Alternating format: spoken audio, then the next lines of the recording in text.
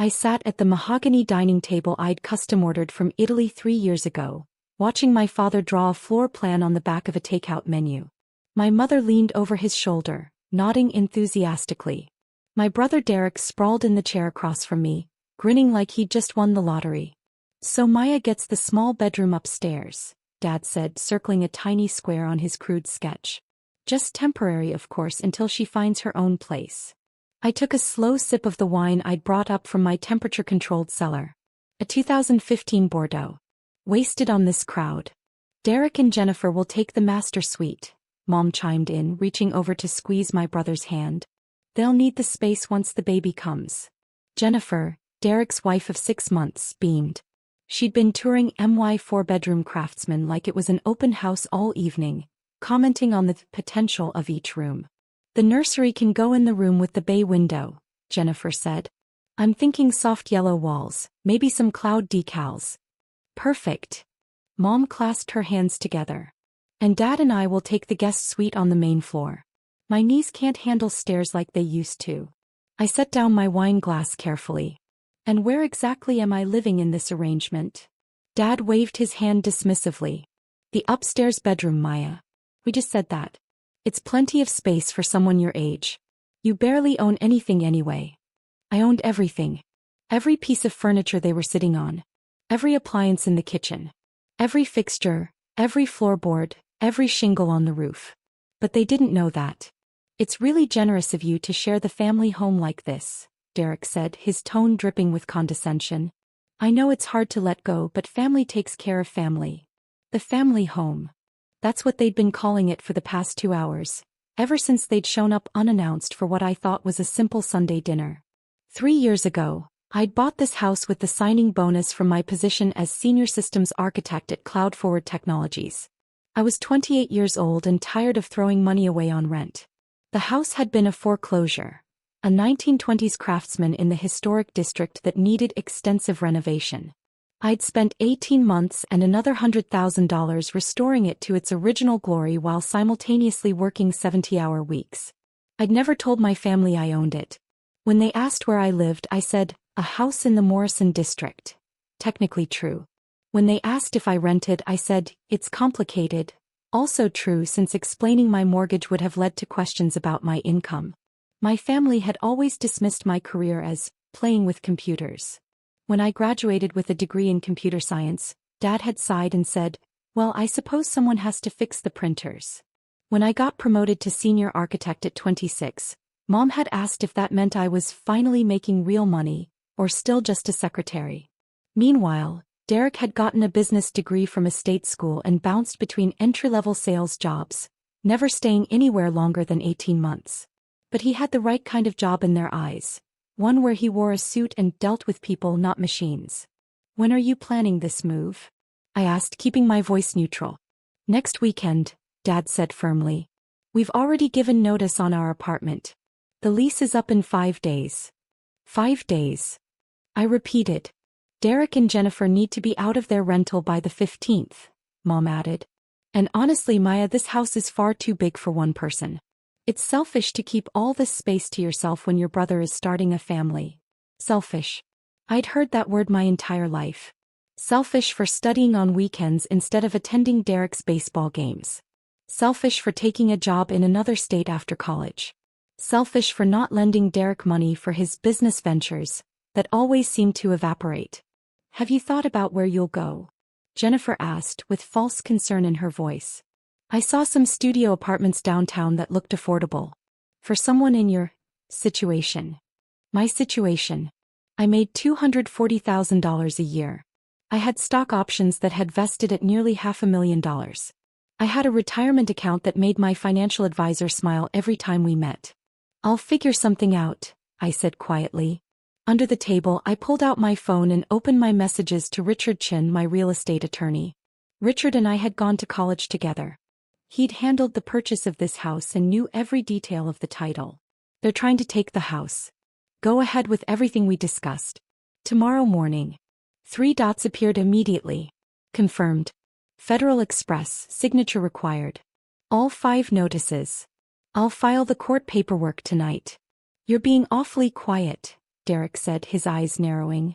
I thought you'd put up more of a fight. What's there to fight about? I asked. You all seem to have it figured out. That's very mature of you, honey, Mom said, patting my hand. I know change is hard, but this really is what's best for the family. Dad rolled up his makeshift floor plan. We'll bring the moving truck next Saturday. Have your things cleared out by Friday night. The small bedroom? I confirmed. Yes, the small bedroom. Don't make this dramatic, Maya. I stood up and started clearing plates. In my kitchen. With my dishes. Loading my dishwasher. Actually, before you all leave, I said, my voice steady, I should mention something. They all turned to look at me. The property records are public information. Have any of you actually looked up who owns this house?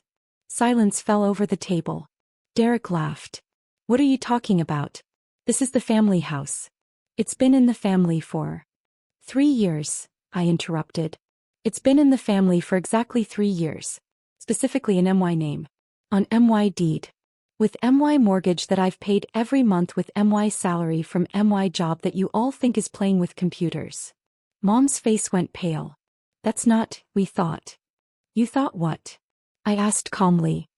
You never asked who owned it. You assumed. And now you've given notice on your apartment, broken your lease, and planned your entire move based on that assumption. That's not possible, Dad said, but his voice had lost its certainty. How could you afford? The same way I afford the custom furniture you're sitting on. The same way I paid for the renovation that took this house from condemned to historic register. The same way I've built a life while you were busy dismissing everything I've accomplished. Jennifer had gone completely white. But Derek said what he wanted to believe. I cut in. That his little sister couldn't possibly be more successful than him. That this house must belong to, who exactly? Did any of you even wonder? The silence was deafening. You'll all receive registered mail tomorrow morning, I continued. Formal eviction notices. You're not residents, so legally you're trespassers if you attempt to move in. I've also documented tonight's dinner conversation just in case. You can't do this. Derek jumped to his feet. Family doesn't do this to family. You're right, I said softly. Family doesn't assume they can take over someone's home. Family doesn't dismiss their daughter's career for a decade. Family doesn't give someone 5 days' notice that they're being displaced from their own house. We'll fight this, Dad threatened. We'll get a lawyer. Please do. Richard Chin at Morrison & Associates is expecting your call. He'll be happy to show you the title, the deed, the mortgage documents, and the property tax records. All in my name. All paid by me. Mom started crying. How could you let us give notice on our apartment? How could I let you? I stared at her. You never asked. You walked into MY house and started dividing it up like conquered territory. You planned my eviction from my own home and expected me to smile and accept a small bedroom as charity. Where are we supposed to go? Derek demanded. The same place I was supposed to go when you gave me 5 days to find a studio apartment. Figure it out. The next morning at 9:47 a.m., my doorbell rang 5 times in quick succession. I was in my home office on a video call with my team in Singapore and ignored it. At 10:15 my phone exploded with messages. Derek, you can't do this. Mom, please call me, we need to talk about this. Dad, this is theft. We're calling the police. Jennifer, how can you do this to your own family? I muted the group chat and returned to my meeting. At 11:30 the calls started. I sent them all to voicemail. At 2 p.m. Richard called. They showed up at my office. All of them. Your parents and brother. The wife stayed in the car. They're demanding to see the property records. Show them everything. Already did. Your father tried to argue that since they're family, they have some kind of equity claim. I explained that's not how property law works. How did they take it? Not well. Your mother asked if there was any way to work something out. Your brother threatened to sue for. I'm not actually sure what. He just kept saying we'll sue. Your father mainly stared at the documents like they were written in another language. The mortgage amount? That's what broke them. When they saw you'd bought the house for $380,000 and financed $280,000. Your mother actually said, but that's more than we paid for our first 3 houses combined. I felt a grim satisfaction. Anything else? Your brother asked if I knew what you did for a living. When I mentioned cloud-forward technologies, he went silent.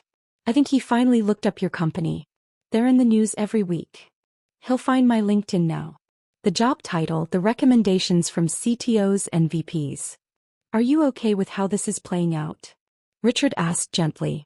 They were going to make me homeless in my own house, Richard. They didn't ask. They didn't check. They just assumed I was still the failure they'd decided I was at 18. For what it's worth, the eviction notices are legally airtight. They can't claim residency. They've never paid rent or utilities. Their names appear nowhere on any documentation. After we hung up, I walked through my house. My house. Every room exactly as I'd designed it. The home office with the standing desk and 3 monitors. The master bedroom with the reading nook I'd always wanted. The renovated kitchen where I'd learned to cook properly. This was supposed to become Derek's nursery. Jennifer's cloud decal fantasy. Mom and Dad's retirement space. All without asking. Without considering that I might have built something for myself. The family group chat was a disaster zone by evening. Mom, your Aunt Linda just called. She saw the eviction notice. Everyone's talking about this. Derek. You humiliated us. Our friends are asking questions. Dad, you're making a mistake. When you need family, don't come crying to us. I typed one message. I needed family, not to try to take my house. You failed that test. Then I muted the chat permanently. 2 weeks later, my doorbell rang at 7 p.m. Through the security camera I'd installed, along with several others, I saw my mother standing on the porch alone. I opened the door but not the screen. Yes. Can I come in? No. She flinched. Maya, please. We need to talk about this. Where are you living? We found a 2-bedroom apartment. It's much smaller than what we had. More expensive too. Where's Derek? They're staying with Jennifer's parents. Temporarily. And Dad. She looked down. He's angry. He won't admit he was wrong. Was he wrong, Mom? A long pause. We thought, you never said you owned a house. I never said I didn't. You never asked. In 10 years, none of you ever asked about my career, my salary, my life. You decided who I was and stopped looking. We didn't mean. You gave me 5 days' notice to vacate my own home. You assigned me a small bedroom in my own house. You called me selfish for not wanting to be displaced. Tears ran down her face. I know it was wrong. But we're family. Family asks. Family doesn't assume. Family doesn't show up and start dividing someone's property like it's up for grabs. Derek's marriage is in trouble. Jennifer's furious about living with her parents. Your father won't speak to anyone. The family is falling apart. The family fell apart when you decided my home was community property, I said quietly. I didn't do this. You all did. Can't we find some way? No. There's no compromise here. This is my house. It will always be my house. You will never live here. That was decided the moment Dad drew that floor plan on a takeout menu. She stood there, crying on my porch, and I felt nothing but exhaustion. Goodbye, Mom. I closed the door. 3 months later, I was promoted to principal architect. The company featured me in their recruitment materials. Meet Maya Chen, building the future of cloud infrastructure. My face was on their website. My salary jumped to $310,000. Derek found the article and sent it to the family group chat I'd muted. Derek, this is what she does? And she let us think she couldn't afford to help family? I didn't respond. I was too busy designing my home theater in the basement. My house. My career. My life. All mine exactly as I'd built it.